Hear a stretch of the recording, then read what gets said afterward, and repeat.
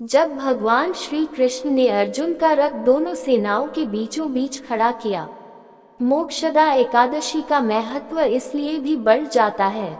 इस दिन श्री कृष्ण भगवान ने कुरुक्षेत्र युद्ध के मैदान में अर्जुन को गीता का उपदेश दिया था, और जो अर्जुन उन्हें अब तक अपना सखा और संबंधी समझ रहा था, भगवान ने अर्जुन को अपने विराट रूप के दर्शन दिए थे।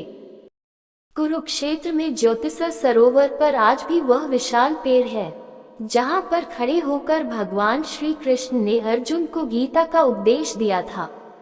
आज हम थोड़ी सी गीता ज्ञान के ऊपर चर्चा करेंगे, क्योंकि आज के दिन गीता को थोड़ा सा भी पढ़ने से, लिखने से, सुनने से महान पुण्य की प्राप्ति होती है।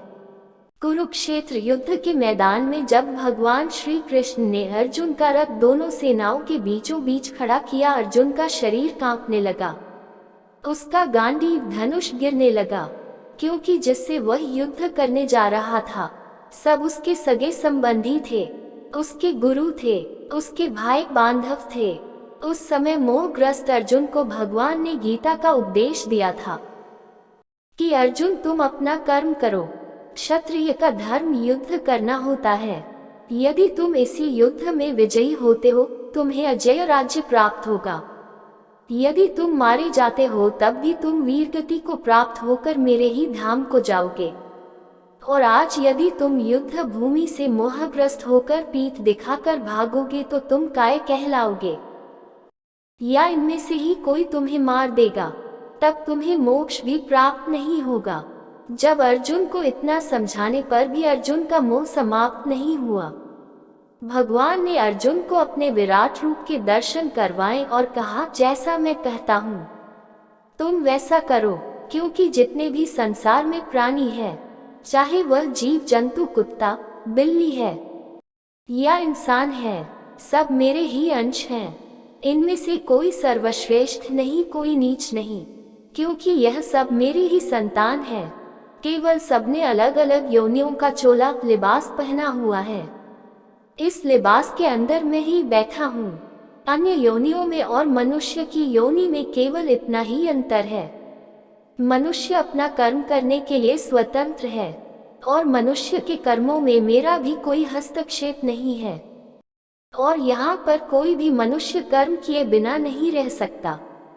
इसलिए जिस प्राणी को जो सेवाएं निर्धारित की गई हैं, चाहे वह गृहस्थ है, नौकरी पेशे वाला है या बिजनेसमैन है, वह ईमानदारी से उस कर्म को करता हुआ, उसके फल में आसक्ति न रखता हुआ उस कर्म को मुझे सौंप दे, उसका वह कर्म भक्ति बन जाएगा।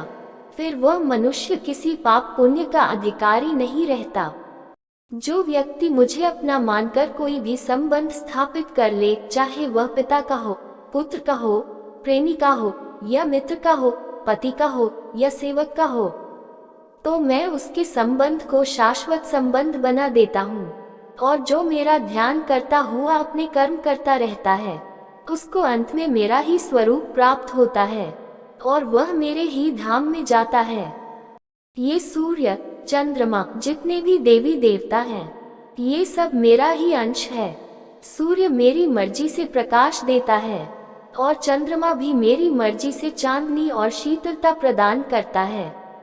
जो मुझे एकमात्र प्रभु मानकर मेरी सेवा करता है, उनके लिए मैं सुलभ हूँ, नहीं तो मैं बड़े बड़े योगियों के लिए भी दुर्लभ हूँ।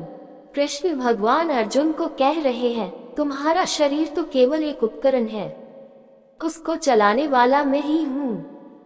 हमारे शरीर की इंद्रियों पर पूरा नियंत्रण मन और बुद्धि का है। तुम शुद्धचित होकर इस मन और बुद्धि को मुझ में लगाओ। तुम अपनी हृदय की दुर्लभता को त्याग दो। तुम प्रभु को तब तक नहीं समझ सकते जब तक तुम्हारी हृदय में दुर्लभता है। इस मृत्यु लोक में सबका जन्म अपने अपने कर्म भोगने के लिए हुआ है। पुराने कर्मों के कारण हमें अलग अलग योनियां प्राप्त हुई है। ये संसार हमारी कर्म भूमि है। हम जैसा कर्म करेंगे, हमारा अगला जीवन भी वैसा ही होगा। इसलिए अपना सच्चित मुझ में लगा मेरी ही स्वरूप को प्राप्त हो और मेरे ही धाम में वापस जाओ। और ये ना समझो मेरे धाम में जाने से जीवन समाप्त हो जाता है। वहाँ इससे भी सुंदर जीवन है। भगवान के धाम में ना तो बुढ़ापा, ना बीमारी, ना रोग सता सकता है। वहाँ साक्षात भगवान के साथ बोल सकते हैं। यहाँ मूर्तियों के रूप में पूजा होती है। वहाँ साक्षात भगवान की पूजा होती है। भगवान का धाम प्रकाशित करने के लिए ना वहाँ सूर्य है ना चंद्रमा है। भगवान का धाम भगवान के प्रकाश से ही सदा आच्छादित रहता है। बोलिए लक्ष्मी नारायण भगवान की जय। श्री कृष्ण भगवान की जय। जय जय श्री राधे।